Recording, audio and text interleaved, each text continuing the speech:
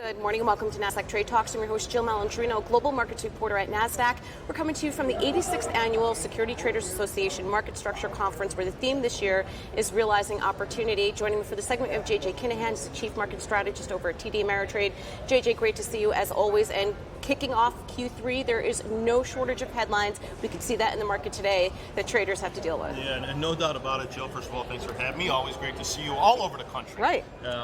But with that, we see a day where risk means opportunity. So there's plenty of risk out there. So there is some opportunity. But we're seeing in the market today, you saw the Dow go through its 50-day moving average. 26,540 is what that was. So a level to keep our eye on if we rally back later in the day. You also have basically the entire quarter being wiped out in a day yesterday. So I do think that that is concerning for traders, but it goes back, you and I have talked a lot over the last couple of months, this 2,800 to 3,000 level on the S&P 500, and we're sitting right smack dab in the middle of it at the moment. So there are a lot of worries, particularly around manufacturing, as we saw from Germany as well as the U.S.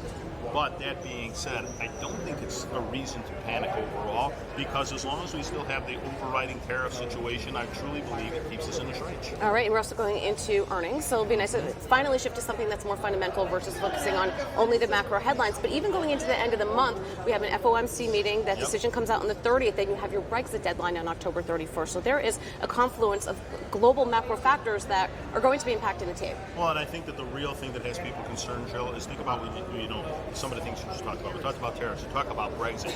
These are questions that we don't know sort of what the outcome will be, particularly Brexit. It's never been done before, so we don't know. We know tariffs tend to be bad in the long run for countries, so we'll see what happens there, and I think that that is one of the biggest things. What I'm looking for in earnings relates exactly to that. What do companies say about the slowdown? Has this slowed them down? One of the things you and I talked about last time I was on was the fact that in none of the earnings calls did we hear companies talking about spending money on infrastructure.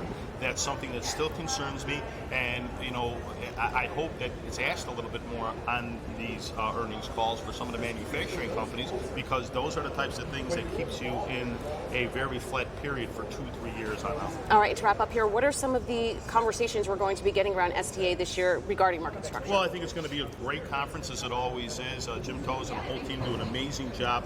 Brett Redfern's going to be here, who's Director of Trading and Markets from the SEC. Always interesting. There's a lot going on in terms of what the SEC talks about. Commissioner Kirsch from the SEC will be here. She's great on her comments. Kind of funny and also incredibly intelligent. So there's a lot going on in market structure also in terms of odd lots on the tape and how that works, some of the higher price stocks, what will go on there. All in all, I'm excited because every single panel, and I believe we even have a crypto panel this year, every single panel has something to offer for all the attendees. This is always a great conference, and this year I don't think it'll be any different. All right, JJ, as always, thanks so much for checking in with us. And thank you for joining me from the 86th Annual STA Market Structure Conference. I'm Jill Malandrino, Global Markets Reporter.